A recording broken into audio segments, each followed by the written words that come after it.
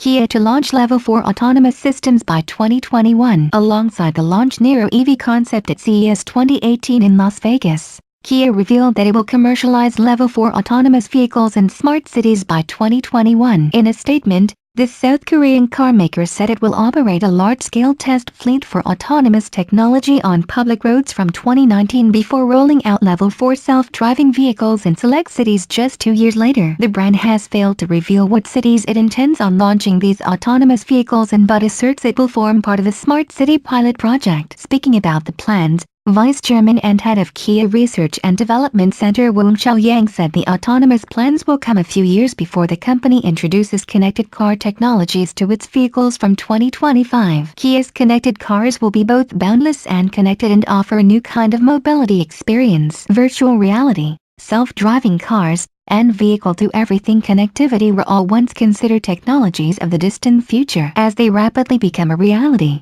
Kia is exploring how to deploy these new technologies for its customers. Our strategy and vision for future mobility is demonstrated by a range of interactive displays, showing what our customers can look forward to, he said.